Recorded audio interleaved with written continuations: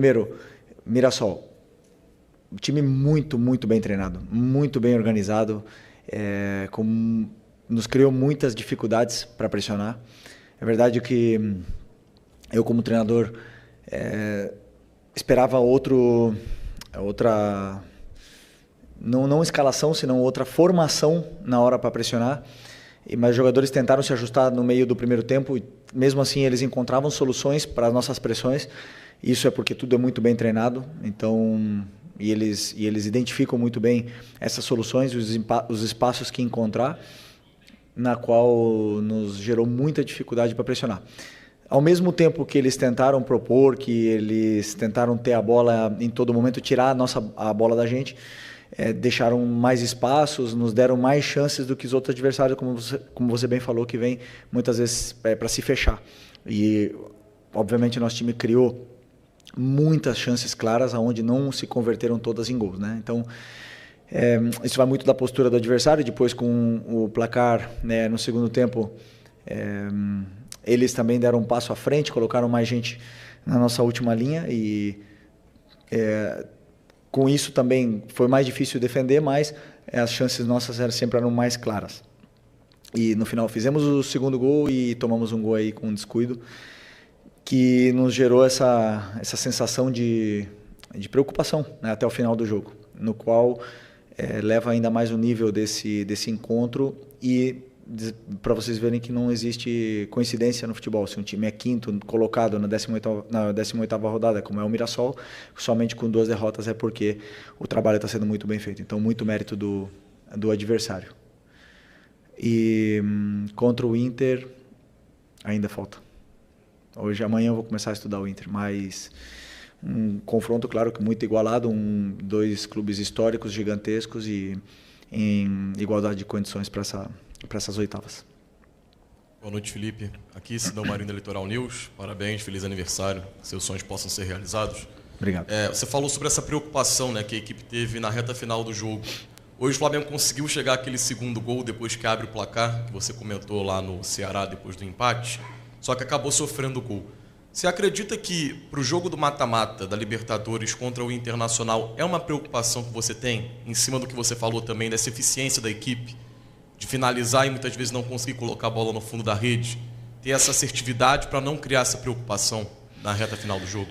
Não, a minha preocupação maior é que, primeiro, o time seja sólido na fase defensiva, muito sólido. E hoje realmente não tivemos a solidez que eu gosto, né? Já seja por mérito do adversário, mas também por alguns erros nossos que devem ser corrigidos. Eu sei e eles também sabem disso, né? Mas mesmo assim, o adversário chegou e criou muitas chances de bola parada, né? Com escanteios, com faltas, mas chegou, é verdade que chegou muito na nossa área.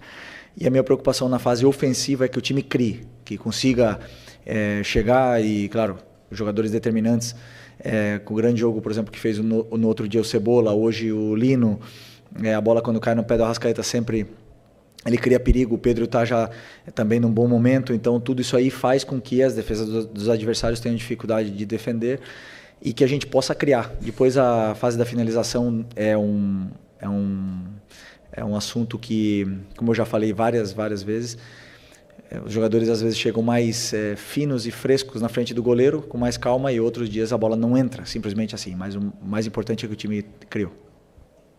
Felipe, boa noite, parabéns. Uma vitória no dia do aniversário, às vezes não acontecia. Eu queria te perguntar sobre essas contratações que o Flamengo fez e como você vê o elenco do Flamengo agora.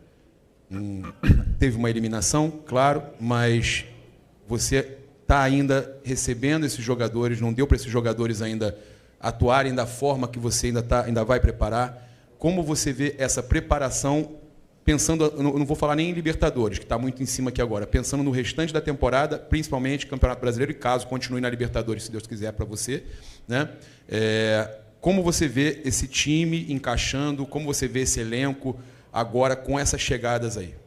Bom, primeiro dizer que a janela que o clube está fazendo extraordinária, né? Como eu falei na outra coletiva também, um esforço muito grande do presidente e do Boto para potencializar ainda mais esse elenco que já era altamente qualificado. É verdade que tivemos algumas perdas importantes esse ano, mas não pararam de trabalhar nem um minuto para poder repor essas peças e que a gente possa continuar com esse nível altíssimo, né, desse elenco, que é um elenco muito forte. Pode ser que cheguem mais peças, pode ser que também saiam, né? Talvez a gente esteja com um número elevado de jogadores, pode ser que tenha algumas saídas, mas o mais importante é que a qualidade do elenco continua sendo muito alta e preparados para poder aguentar essa maratona de jogos até o final da temporada. Felipe, boa noite. Boa noite. Parabéns aí, 40 anos. Felipe, com essas saídas, você teve o Gerson e o Wesley, que eram praticamente jogadores fundamentais no seu esquema de jogo, e chegada de 5 outros jogadores, contando com o Jorginho, que chegou antes do Super Mundial. O seu trabalho como técnico, o maior desafio que você passa a ter agora é fazer com que esses novos jogadores se incorporem ao elenco, ou seja, fazer esse, entre aspas, novo time da Liga para você continuar aí o restante da temporada? Bom, já também emendando, que eu esqueci de responder, mas boa pergunta, né? Sobre esses jogadores que chegam e eles têm que ainda ganhar o conteúdo todo tático, né? A parte técnica eles já têm. São diferenciados, muito diferenciados. Agora, cabe a mim fazer com que eles se adaptem o mais rápido possível ao modelo de jogo, que não é só pegar a bola e fazer a diferença. Existem muitos detalhes da fase defensiva, da fase ofensiva, da pressão alta. Existem muitas coisas que os jogadores que já estavam mais tempo sim sabiam, mas não só isso, senão alguns jogadores que também machucaram, no caso do Eric e do Nico, que vinham jogando constantemente, que também ajudam com que qualquer jogador que possa chegar também possam assimilar tudo mais rápido, né? Então, obviamente que você falou do Gerson e do Wesley, são dois jogadores extraordinários que saíram, e agora nós temos jogadores jovens, novos, que também têm fome e ambição de fazer história aqui no Flamengo, a sua história. Então, acredito que vai ser rápido essa adaptação desses novos jogadores, porque treinamos sempre em função do que é o modelo de jogo e o plano de jogo, então vai ser rápido. Aqui Felipe, boa noite, parabéns pela vitória pelo dia de hoje. Marcos Martins do canal da QCRN. Você comentou sobre a questão da característica do Mirassol, uma equipe ofensiva que tentou propor jogo, e você considera que o Flamengo em algumas ocasiões apresenta dificuldades contra equipes que não decidem marcar no bloco baixo unicamente e apenas se defender, como foi contra o Cruzeiro, por exemplo, que marcou pressão, especialmente no primeiro tempo, dificultou o jogo do Flamengo lá no Mineirão, e contra outras equipes também que o Flamengo enfrentou que não se dedicaram apenas ao aspecto defensivo. Você pensa em variações táticas para sair desse tipo de situação onde as equipes acabam neutralizando o Flamengo de alguma forma? Na outra coletiva a pergunta era se os times se fechavam e criavam dificuldades para o Flamengo. Agora são os times que jogam que criam dificuldade. Sempre, todos os times criam dificuldades para o Flamengo. Todos. Os que jogam, os que não jogam, os que se defendem em bloco baixo, os que pressionam alto, os que não pressionam. Todo adversário tenta anular e fazer um plano para anular o Flamengo e os adversários que venham pela frente. Então sempre são adversários complicados. E o Mirassol tem, como eu falei, um trabalho muito bem organizado, onde eles sim tentaram propor e tentaram sair da nossa pressão e conseguiram muitas vezes com êxito, também não todas, porque nós também roubamos bolas e criamos chances de gol a partir da perda da bola deles, mas é um adversário que teve muito mérito no que é o seu plano de jogo, que não é igual, nem um pouco parecido com o que foi o Cruzeiro no Mineirão, nem um pouco, mas é um trabalho muito diferente. A forma que o Mirassol e o trabalho que desempenhou aqui dentro do Maracanã, talvez, posso estar enganado, posso não estar lembrando, foi a equipe que melhor jogou contra o Flamengo no Maracanã durante esse ano, na qual tenho que dar parabéns para o treinador. Estou feliz por causa que ganhamos o jogo, mas tenho que reconhecer que eles foram muito bem no jogo e foi um jogo igualado, na qual nós fomos mais determinantes nas áreas. Felipe, Raíssa Simplício da Gol Brasil e da revista Placar, parabéns, feliz aniversário para você. Obrigado. Eu queria te perguntar sobre o Saul, acabou não entrando em campo hoje, mas você falava do Gerson, até você falava, vocês enxergam o Gerson de um jeito, mas eu gosto de colocar ele para jogar de outro jeito. E eu queria entender de você como é que você enxerga o Saul nesse time. Sei que ele ainda está pegando ritmo, se adaptando, mas se você vê ele jogando mais como segundo volante ou jogando mais como meia ali pela direita, enfim. E, se me permite, rapidinho, o Vinha e o Juninho Michael ficaram de fora da lista dos relacionados. Você acabou de falar essa questão do elenco, né, que está com bastante jogadores. Eu queria entender como é que foi o seu critério para decidir, por exemplo, deixá-los de fora hoje. Qual foi a primeira? Sobre o Saul. O Saul, desculpa. Sim, já lembrei. O Saul é um jogador que é polivalente, ele joga em todas as partes do meio campo, já jogou de lateral, já jogou de zagueiro, já jogou até de atacante, mas hoje pelas necessidades que a equipe apresenta, pela composição do elenco, eu vejo ele como para essa posição que estava o Gerson, agora está jogando o Plata e o Luiz Araújo e o Matheus Gonçalves. Eu vejo ele para essa posição, já falei com ele antes de ele vir para cá, que era a posição que ele jogava no Atlético de Madrid nos anos onde ele melhor rendeu. É verdade que nos últimos anos ele vinha jogando de volante, mas eu acredito que ele tem muito para oferecer nessa posição. Ele chega bem na área, ele é um jogador determinante na frente, faz a diferença, mas com certeza hoje era uma das opções minhas pro banco na parte na substituição de um dos dois volantes se precisasse, né? É claro que ele não tem, como eu falei, o mesmo conteúdo ainda, são vários detalhes da fase defensiva, são vários detalhes também na fase de construção, que ele vinha treinando mais na frente, então tentei segurar um pouco essa substituição hoje dos dois, e também do Vitor Hugo, que estava no banco como opção de volante. E sobre as escolhas, eu formato o banco em função do que o jogo pede, em função do que a equipe precisa.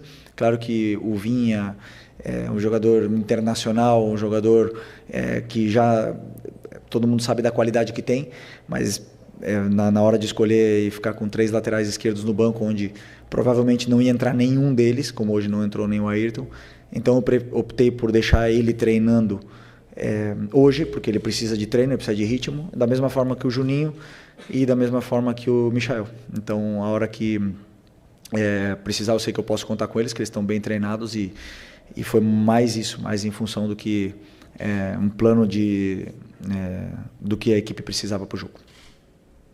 Aqui. Boa noite, Felipe. Léo José do Coluna do Fla. Na quarta-feira, depois da eliminação em BH, você disse que minimizava um pouco algumas críticas mais ácidas do pessoal da internet, só que valorizando mais as críticas do estádio, das arquibancadas. Hoje, antes do jogo começar, uma grande parte da torcida começou a gritar que o Campeonato Brasileiro é obrigação, junto com a Libertadores. E já levando em consideração esse seu pensamento, você também acredita que o Campeonato Brasileiro agora é uma competição que o Flamengo pretende, que o Flamengo precisa tratar como obrigação, chegar até a última rodada disputando o título? Primeiro que naquela minha resposta eu generalizei muito o que é a situação da internet, e claro que me expressei mal, né? Mas acho que a maioria de vocês entendeu o que eu quis dizer naquele momento, e até alguns de vocês até me defenderam em função disso, né? Claro que o que eu quis dizer é que as redes sociais, elas perdem muitas vezes o controle, e se você ficar se guiando por isso, você fica louco e você perde a noção, né? Até mesmo muitas pessoas têm problemas mentais por estar lendo comentário do que outros pensam. Então eu quis dizer isso, o que é exagerado que é e o extremista que é muitas vezes são as redes sociais. O que não quer dizer que sejam ruins.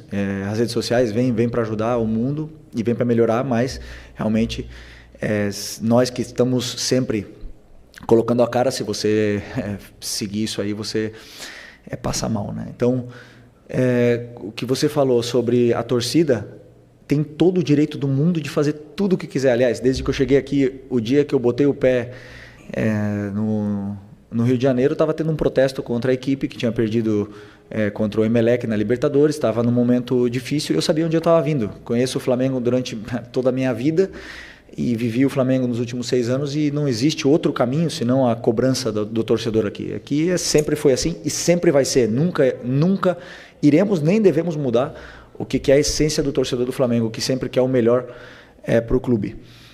E claro que eles exigem. E eu volto a repetir o que eu falei na última coletiva.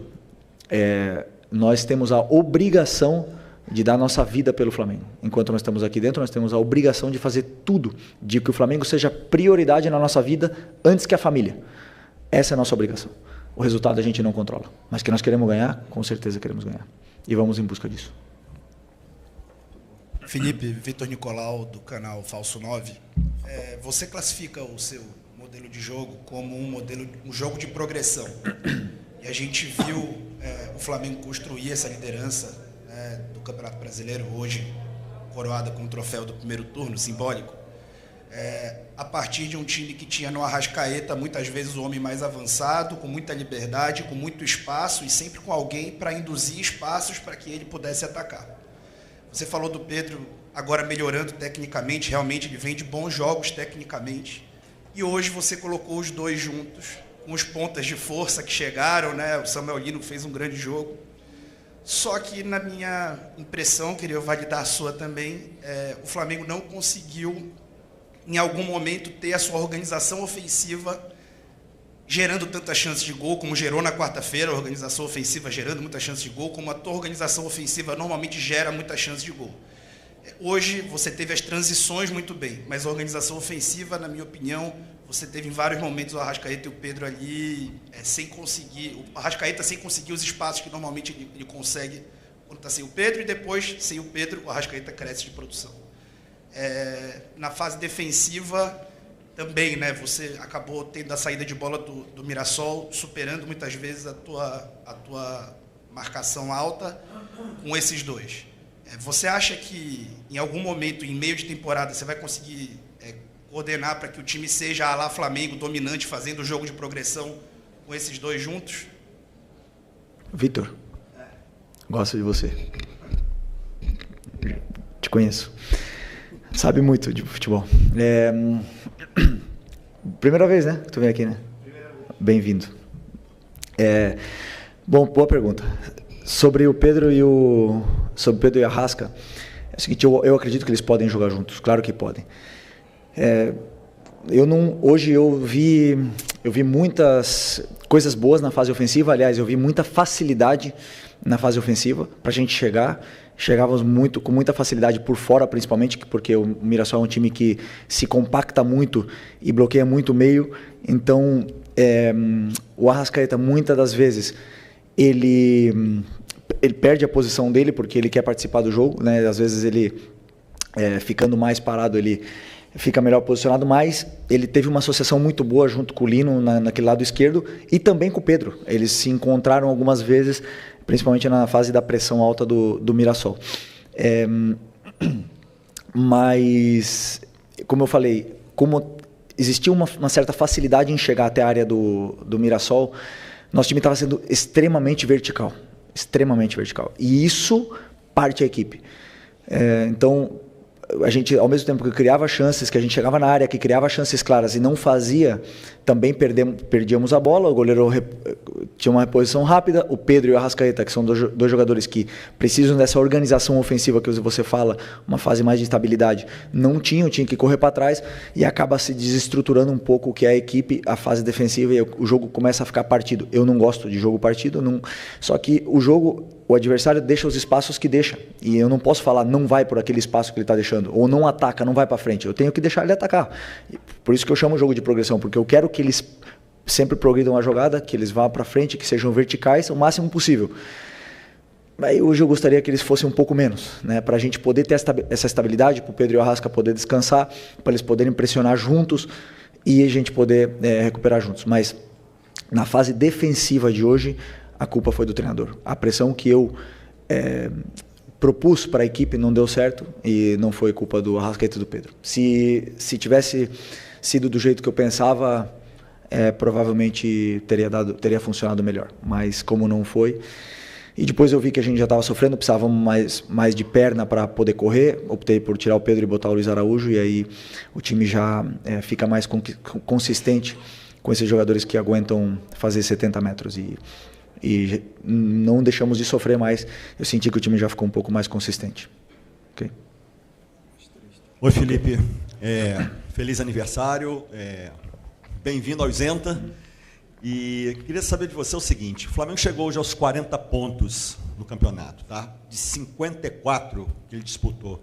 Isso dá uma média ali de 74% de aproveitamento na competição. Independentemente do jogo que falta, que é contra o Sport lá em Recife, o Flamengo já, como disse o colega aqui, ele, simbolicamente ele fechou o turno na frente.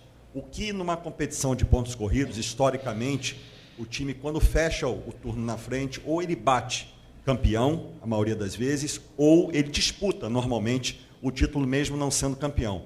Eu quero saber o que isso representa para você na formatação e na sequência aí do trabalho, mesmo faltando esse jogo que ainda falta.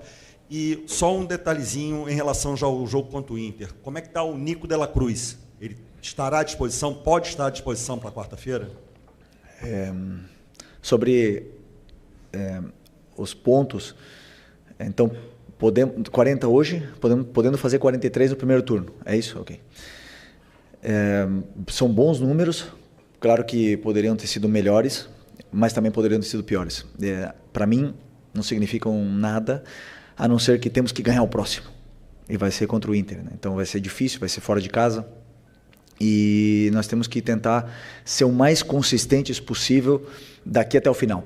Eu, desde que eu cheguei no Flamengo, todos os anos que eu cheguei no Flamengo, quase sempre a gente teve que perseguir o líder, né? Em 2019 perseguimos no primeiro turno e acabamos conseguindo virar essa vantagem, tomar a liderança e ficar até o final. E em 2020 também, não éramos líderes, acho que era o São Paulo durante muito tempo, depois foi o Inter, depois a gente retomou e sempre foi perseguidor. Eu acredito que para ganhar um campeonato nacional, um campeonato de formato de liga, você tem que primeiro começar bem, porque depois fica muito difícil você não poder ceder pontos em nenhum momento, e ser o mais consistente possível nesses jogos, porque assim, jogar contra o Palmeiras fora tudo pode acontecer, mas nesses jogos que são teoricamente os jogos onde você tem que ganhar, você não pode falhar, né? Porque os adversários não vão falhar, mesmo que no Brasil não tem lógica, o time do rebaixamento pode ganhar do líder. Aqui a gente já viu várias vezes acontecendo isso, inclusive nós, inclusive conosco. Então, que representa isso é motivação para seguir brigando pelo título. E sobre o Nico, tenho esperança, mas não sei se vai ser possível. Mas está perto. Felipe, boa noite. Pedro Ramos da Sintonia Esportiva. Desde que você assumiu, primeiro feliz aniversário, desculpa. Desde que você assumiu o comando do Flamengo, você sempre cita pequenos detalhes na partida, desde pressão alta, desde as movimentações do jogo. E eu queria que você comentasse sobre a saída do Rossi ultimamente, porque contra o Ceará ele saiu mal, o Pedro Raul chegou a fazer gol de empate. O Pedro Raul, depois da partida, disse que acompanhava as saídas do Rossi, que ele realmente saía mal, parava e acabava dando oportunidade para o centroavante. Hoje, no escanteio, se não me engano, o Rossi acabou saindo mal de novo e teve uma bola que ele foi encoberto, o Léo Pereira acabou salvando, que seria talvez mais 2 pontos desperdiçados com um erro individual. Eu queria saber qual o trabalho que vocês fazem sobre isso, se é algo já identificado na sua comissão técnica, até porque recentemente, pelo menos na imprensa, que o Flamengo estaria de olho em outros goleiros, não talvez para essa temporada, mas talvez para a próxima. Eu queria saber o que você pensa, não só sobre o Rossi, mas talvez sobre a necessidade de ter um outro goleiro também para o Flamengo. Obrigado. Primeiro que essa saída do Rossi nos deu e nos dá e nos dará muitas alegrias, porque eu pessoalmente eu gosto que ele saia do gol. Eu gosto de goleiro corajoso, que tenha essa confiança de poder ir lá e aliviar. Durante muitas vezes, a maioria das vezes deu certo, e todo o goleiro, como todo jogador, oscila, passa por momentos de menos confiança, mas sabemos do risco que pode existir numa saída de bola, e eu quero que ele continue saindo. Uma opção minha. E sobre uma reposição, é um assunto para o Boto, mas com certeza o Flamengo sempre está atento ao mercado, ainda mais porque pode ser que tenhamos uma saída no final do ano. Buenas noches, okay. Felipe. Tá bom. Aquí. Buenas noches. Primero que todo, feliz cumpleaños. Gracias. Quería preguntarte por Jorge Carrascal. No tuvimos la oportunidad de verlo. No te quería preguntar específicamente por eso, pero él llega como un camisa 10. es una posición que suele utilizar Jordan de Arrascaeta, pero por lo general a de Arrascaeta se le va acompañando al centro delantero. Hoy, más que de 10, jugó como un segundo delantero, me dio la sensación. Y quería preguntarte, después de ver más de una semana a Carrascal, ¿dónde lo ves? ¿Qué rol cumpliría? ¿Más cercano al delantero? ¿Más como un 10? ¿O incluso quizás en esa posición que muchas veces utiliza Jorginho y que era un rol que en algún momento estuvo pensado como para Nico de la Cruz? Bueno, primero es un jugador con un talento y una calidad gigante, muy grande, tiene muchísima calidad, se nota, lo hemos visto esta semana. Hoy lo tenía casi seguro de que iba a ponerlo, tenía muy pensado el cambio de Arrascaeta y que él entrase por Arrasca, pero sentí en ese momento que el equipo necesitaba presionar más al Mirassol, necesitaba gente que tuviera más presión, sobre todo los detalles micro ahí de la presión alta que ya tiene muy bien incorporado Bruno y Plata, y Carrascal aún no tiene tanto estos entrenamientos de presión, por eso opté por no ponerlo por la fase defensiva, pero la fase ofensiva seguro que nos daría mucho, tiene mucha calidad, es un jugador que yo tengo una esperanza de que sea ídolo de este club dentro de los próximos años, porque es el típico jugador que al aficionado le va a encantar ver por lo bien que trata la pelota. Y después, contestando tu pregunta sobre la posición, yo le veo en la misma posición que juega Arrascaeta hoy. Sin embargo, él me dijo que puede jugar tanto abierto como en la posición en derecha también.